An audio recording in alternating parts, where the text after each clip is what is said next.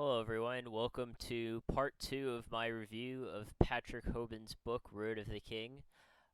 So if you didn't watch part one of the review, I would recommend doing that now. I'm probably gonna create a YouTube playlist or something to organize them all. But last time I did a review of sort of the intro sections, and we learned about the theory of influence, which I gather is pretty much supposed to be like the entire overall foundation for the book, hence why it was placed first. Um, so this next section is called building blocks. Um, so I guess, when I read this title, I think, okay, maybe this is sort of like breaking the theory of influence like down into smaller pieces a little bit, but it's actually like not really that for the most part. Um, so like the next section, within this overall building block section, it's called decision making toolkit, and the first sentence in this section is being knowledgeable is not the same thing as being wise. Um, which and the example that he uses is knowing what a card, knowing like what a Yu-Gi-Oh card does, like knowing what its literal text is not the same as like knowing that it's good or bad and why.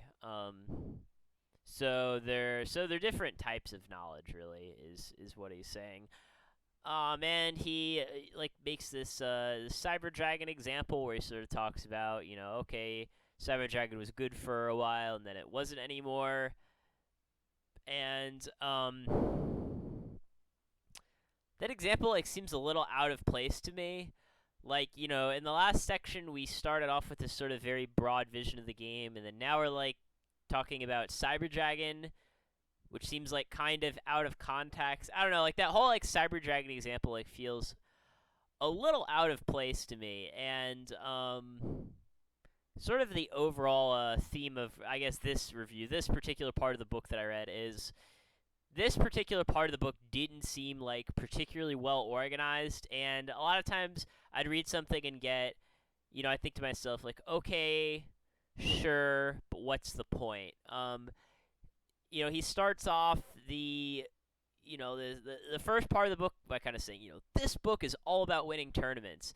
And then, like, in this next section, it seems like he dives into a lot of things that, to me, don't seem particularly relevant to winning tournaments. Like, not immediately. Like, they may be sort of distantly relevant. And, obviously, like, the history on Cyber Dragon is it's interesting, and here he only like talks about it for a paragraph, but again, like I don't really sort of like see like where he's going with this. It might just be like a stylistic difference. To me, like when I'm writing an argument, because this book is trying to make an argument about how to win. When I'm making an argument to someone, I like to say, okay, here's what my overall point is, and then here's why. Here's why I believe this. So if I were discussing politics with someone, and I wouldn't list a bunch of things that Donald Trump had done and then say, and this is why I'm not going to vote for him. I would do it the other way around. I would say, this is why I'm not going to vote for Donald Trump, and then here's why. I feel like that order is, I mean, people's brains, I guess, process information differently, but I like to know what the point is and then see the supporting arguments for the point rather than see like the supporting arguments but not know like what it's leading up to, which is kind of like what this section sort of overall felt like to me. And then sort of like he talks about after this Cyber Dragon example, still in the same section, he says, he talks about like signing up for college classes, and and this is like sort of an example about like giving yourself the most options. He says like, okay, in college, if you're supposed to sign up for 4 classes, why not actually sign up for 5 and then drop the one that you like the least? which I mean is valid. There's a lot of people that do that. I personally like never did that in college, but maybe um, I don't know. Of course, to me, I could like barely even find four classes I thought I'd like. So, but I don't know. So I guess and he sort of like relates that back to the Cyber Dragon point by saying that like Cyber Dragon gives you more options because you can play like two monsters in one turn. So, he's like sort of like dabbling into this like idea of like having options is good, which obviously, I mean, I agree with. I mean, that's, all card games are really about options in a sense. But again, like it feels a little misplaced. I don't know. To me, I can't even like really necessarily explain why particularly well, but to me, I'm like, it doesn't seem to like flow well. Like we've talked about like these, the theory of influence and these, four broad topics, and now we're like talking about like Cyber Dragon and how having more options is better. I don't know. It just seems like maybe that example could have been placed in like a better section of the book where like it had more context, not like just immediately jumping to this Cyber Dragon thing. But that's just my opinion. The next mini section here is about mental models. That's what it's called, and he sort of talks about decision trees and expected value, and just knowing the concept of expected value. By the way, is just great knowledge. Like not just in the context of Yu-Gi-Oh, but just in life in general and games in general. Um, the idea that decisions are all about making some sort of calculation about which one is the best and then picking it. That's what expected value is all about. So he kind of, I mean, that's basically all this section really says is expected value is important. He doesn't really necessarily say how it's important yet. There's a bunch of different contexts where you can use expected value. Like one is, in my average prize model, which I talked about in the last video. Um, and, like even things like matchups are kind of like expected value in a sense.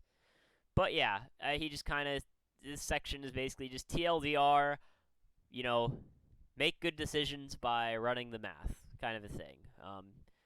Doesn't really like frame that in Yu-Gi-Oh terms yet, but I assume maybe he will later. The next section is called checklists, and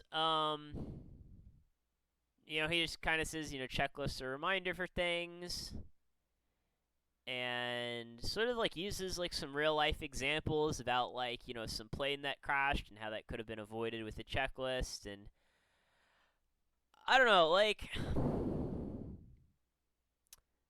I will say, from my own experience, I don't think I ever like literally made a checklist when I was preparing for a tournament. And hey, maybe that's why Patrick Hoban's won all these events and I haven't. Maybe it's in part due to, a bunch of checklists that he made. But in the section about checklists, he doesn't really say like what checklists we should be using and how they're going to help us and so on and so forth. Me personally, I think the reason that I didn't do checklists when I was like preparing for tournaments, I wouldn't go, okay, I need to do this, this, this, this, and this, is I found that one of the limiting resources for me when it comes to preparing for tournaments is time. And it's easy to make a list of all of the things that you should do before you go to a tournament, but the reality is you're just not going to be able to do all those, right? I mean, you can make a checklist that has, oh, I'm going to test like each of these decks against each other 100 times, but in reality you're just not going to be able to do that. So that's kind of why I never had a checklist, I guess, was because I just knew I wouldn't be able to check all the boxes, so what was the point? But maybe, perhaps, checklists are useful in some other way, and he'll get into that later. But just, like, this whole section, he, like, talks about a lot of different things that, like, aren't wrong, but don't seem particularly relevant. Like, when I think about,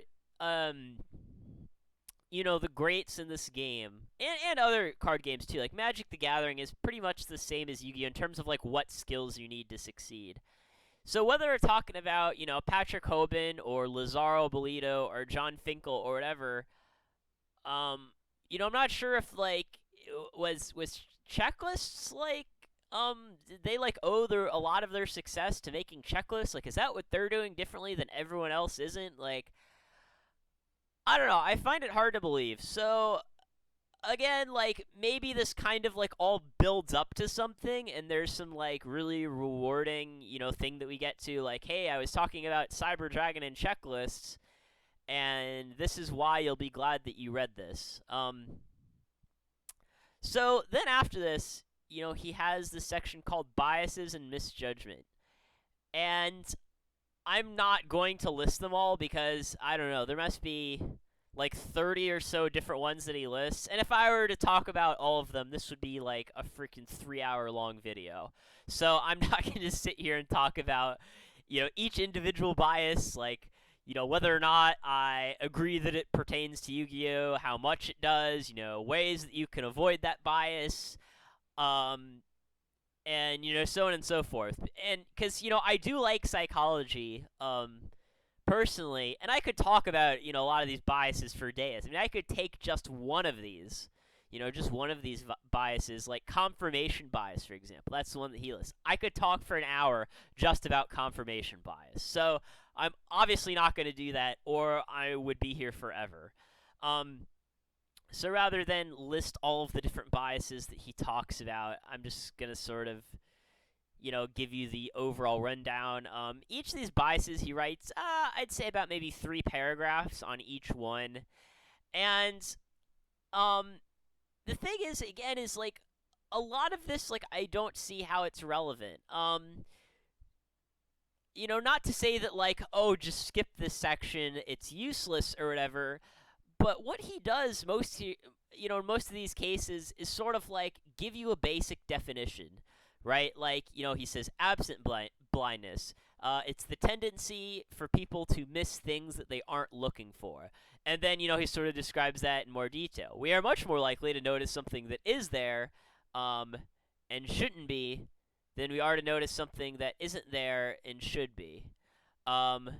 And then he's like, let's say we have several pens and a holder on our desk. If one pen were to disappear, there's a good chance we wouldn't notice. So, like, he sort of gives, like, this basic definition and then expands upon it. Almost like, at this point, I feel like I'm not even reading, like, a Yu-Gi-Oh! Book. I feel like I'm reading, like, a psychology textbook. Which, I mean, again, like, is fine. Like, I personally, I took AP Psychology in high school and I enjoyed it. So I have nothing against reading a psychology textbook. It's just that, like, again, like, are the Lazaro Bolitos and Billy Breaks and LSVs and Jeff Joneses of the world succeeding because they know all of the definitions to these psychological biases? I mean, probably not. So to me, like, this section, like, it almost feels like very fillery. Like, I would have liked if, rather than just sort of, like, list off all these biases with, like, a definition and, like, a basic example, if he would maybe, like, focus on a few of them, and sort of, like, expound upon them a lot. Like, maybe, like, relate a personal example. Like, he does that in some circumstances. Like, when he talks about, give me a sec to find it. I think it was, recent events bias. So, like, with recent events bias, he talks about how, Patrick Hoban and his friends are, like, preparing for this, like, event, some big event. I think it's Nationals or something. And, like, they've tested and tuned this deck, and, like, their deck's great, and they're all feeling super prepared, and they're like, damn, we're gonna go crush this event. But, they have, like, a locals the day before the event. And at the locals, like, they don't want to play the deck that they're going to use for Nationals because they don't, like, want everyone at locals to just know what they're all playing at Nationals. Like, they don't want them all to copy them. They want to keep it a secret. So instead what they do is they all just use different decks. Like, they were all planning to use, like, Sylvan at Nationals. So at locals, they all intentionally play a deck that's not Sylvan's. And then he says how like Desmond like ends up like crushing this locals with like dragon rulers. And then because of that, Desmond's like been testing like Sylvan for months or whatever, but decides, you know what? I'm gonna switch to Dragon Rulers last second at Nationals because I did very well at this like recent event. Um, so like that's like a great example that says of a bias and like why it's relevant to Yu-Gi-Oh. But most of these biases, like I said, he lists like 30 or 40, like just so many, and most of them just do not seem particularly relevant. And he doesn't really like give many examples. So like it just feels like again, it just feels like I'm mostly reading a psychology textbook and not a book about Yu-Gi-Oh, which I find to be kind of an issue. So like I think he maybe should have like, eliminated some, combined some, and made it like a lot less like fillery and sort of I don't know. I mean, I think you kind of get what I'm saying. Um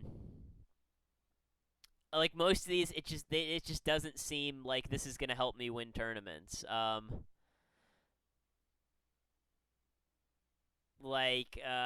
I don't know, like what's a good example of something that like just doesn't seem particularly relevant? Uh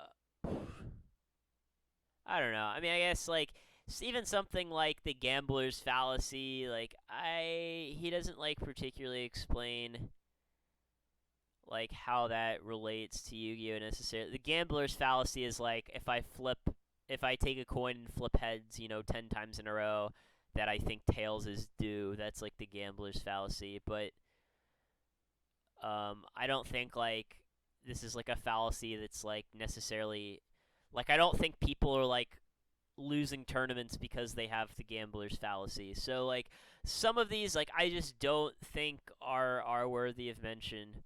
Or like two unequal options, where someone presents you with two options, you're like potentially more likely to view them as equal. Like I don't see people doing that too much. Like if someone today were to say, hey, you can play either you know um the Burning Abyss Phantom Knight deck, or you can play it's something that's terrible. I don't know. You can play a Dark Necrofear deck. Like I don't see too many people going, Burning Abyss, or my Dark Necrofear deck, or if someone says, hey, you can play Monarchs, or you can play I don't even know. You can play like Monarchs, or you can play Stellar Knights or something. Like I don't see too many people going, huh? Like I think most people would just pick the obviously good deck.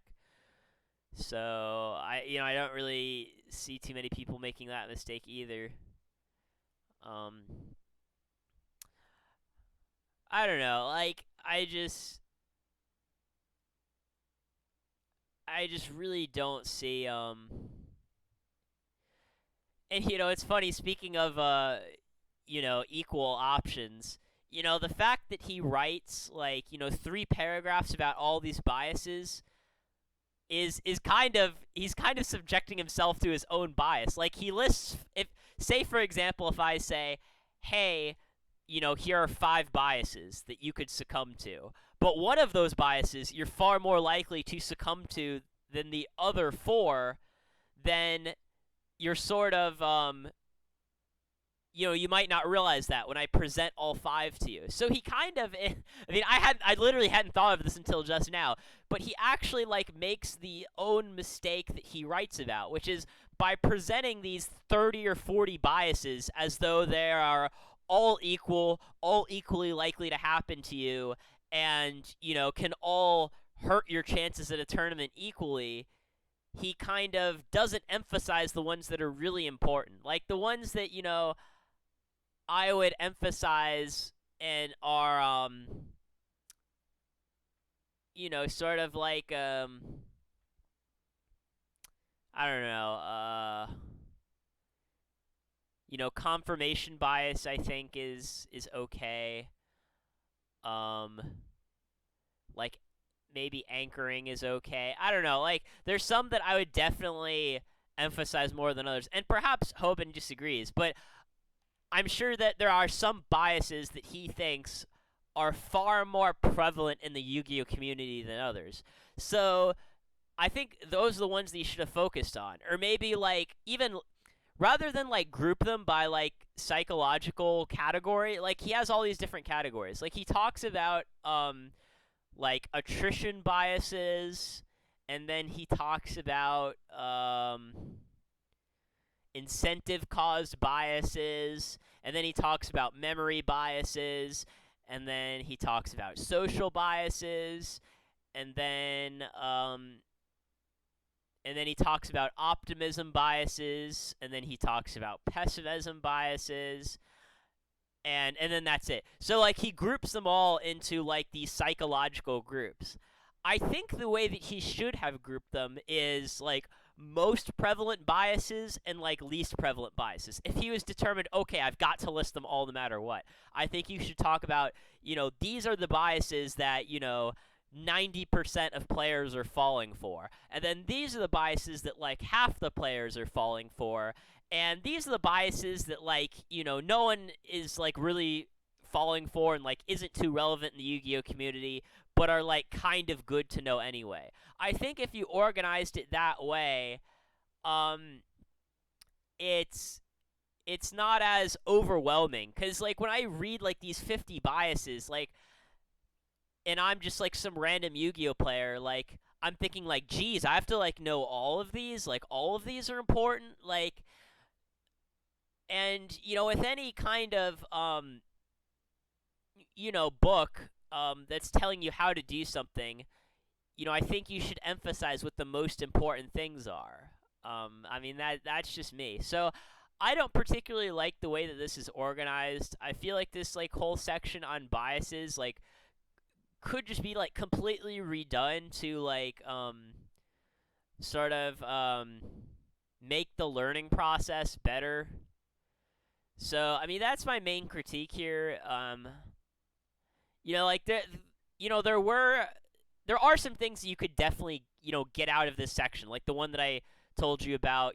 How Desmond like changed his deck like the night before nationals or whatever, and then did terrible at nationals because he ignored all of the months that he had spent on this other deck and instead focused on the 6-0 that he happened to have the night before. So like I think that's a good story, and I think there should be more of those stories about here's this bias, this happens to a lot of people, here's a like real life Yu-Gi-Oh example, and here's maybe how you can avoid this bias, rather than just sort of here's a bunch of biases, here's a bunch of definitions, like, and here's examples, and like only some are Yu-Gi-Oh examples. And I think with some of these biases, maybe focus on like how to avoid them too. And what it is that you should be doing. This entire section essentially is about biases. It's all about what not to do. And I of course get into a lot of internet arguments with people, and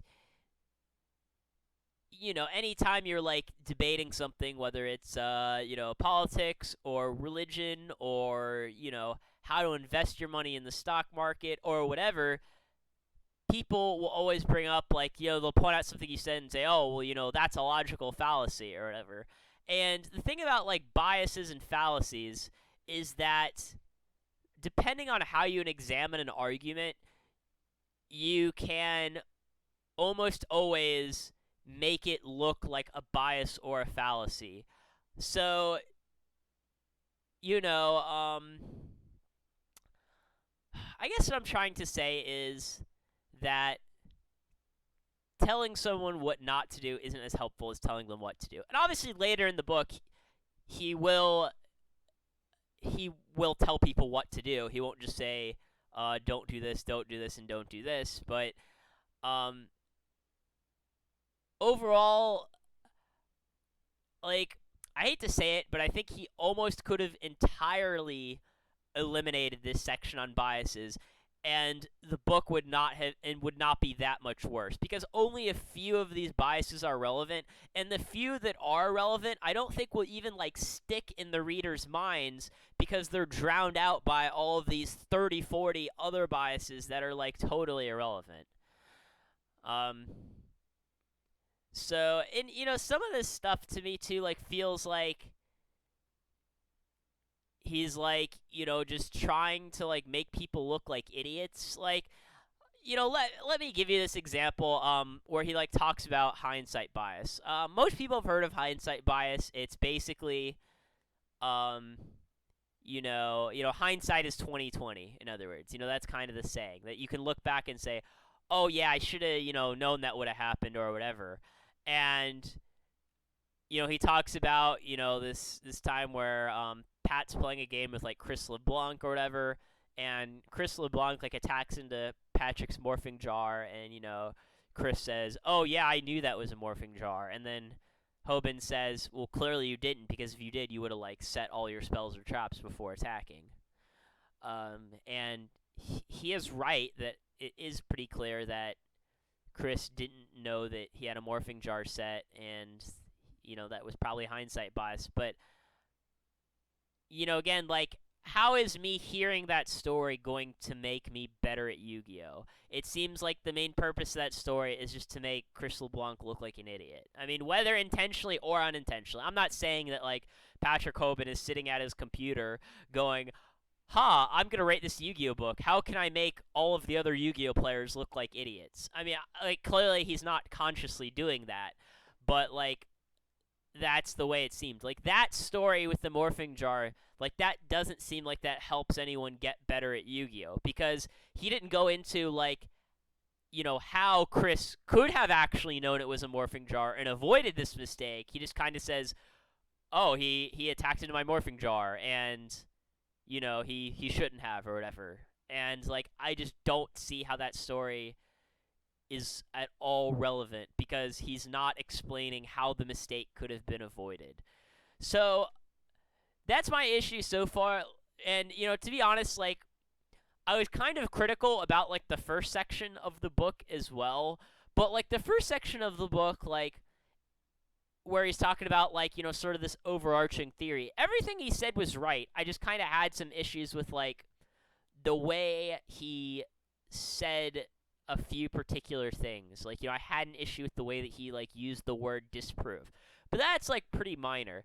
This section, like, this just feels like a lot of like unnecessary, out of place, like, what's the point of this kind of thing. Like, I'm reading this and thinking, okay, now I know what the Pygmalion effect is, but how am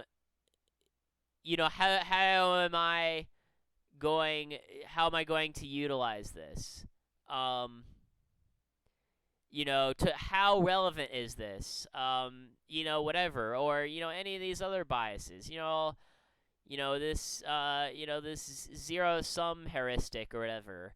How, now that I know that this bias exists, how is this helping me win more tournaments? That's kind of what I'm failing to understand with this section. So, like, I feel like a lot of the motivation with this this section from Hoban's part is, at the beginning of the book, he says, oh, when I write this book, I'm going to, like, utilize, like, all these different fields. Like, I'm going to talk about philosophy and psychology and economics and business. But, like, those things are only as good as they are relevant to Yu-Gi-Oh! I don't know if I phrased that well, but my point is don't, like, list a bunch of psychological definitions, like, just to say that you did. Like, that's not what this book is supposed to accomplish. So, like, I feel, so far, again, I haven't read the rest of the book, but I feel like so far, like, Hoban needs to be, like, more focused on his goal. Like, he outlined his goal well. I'm reading this book going, okay, this is great. Hoban's going to tell me how to win tournaments. That's what I'm here for. But then when I read this next section in the book, I'm feeling like, oh, okay, how is this relevant to winning tournaments? Like, I keep asking myself that. Like, yeah, okay, I know what this bias is now, but how is this relevant to winning tournaments? So, I feel like he's sort of like trying to what's the word I'm looking for? He's sort of trying to make his book sort of like appeal like more intellectual than it is, I think, by like listing all of these psychological definitions. Like, obviously, like, Hoban's a pretty smart guy, and I'm sure like he knows a lot about psychology. I mean, as do I, but I wouldn't be like trying to show that off in a book about Yu-Gi-Oh. So that's the way it feels to me. The next section of the book is called something. Scrolling. Where's my table of contents? Okay, yeah. So, the next section of the book is called The Circle, and that, I gather, is about how to surround yourself with players who can help you improve. And I will say I look forward a lot to reading this section because I honestly feel like in my experience this is one of the things that I did the most poorly. Like, I hate to say it, like, I'm not trying to like sound arrogant or like put down other people like that, but I really feel like in my limited success in Yu-Gi-Oh, I really do owe most of it to myself. Like, I did not have a lot of people that were helping me improve. Like, I feel like I kind of had to do like the vast majority of it myself. And part of that is that I just don't like, particularly back then, I did not have very good social skills. In the last few years of my life, my social skills have improved a fair bit, but particularly in the 2000, 2009, 2010 era, I just didn't have very good social skills, and because of that was not very effective at meeting people and working with people, and figuring out who were the kind of players that I wanted in my life and who I didn't. So for a player like me, I feel like this next section, the circle, would be the most valuable in the entire book by far. I hope. I haven't read it yet. So, but I have pretty high expectations for that section because I feel like that's the one that has the most potential, to help me improve personally. So, that being said, I look forward to the next section of the book. Hopefully, you look forward to the next section of my review. Let me know how I did in the comments. And, you know, take it easy, duel hard, whatever it is kids say at the end of their videos.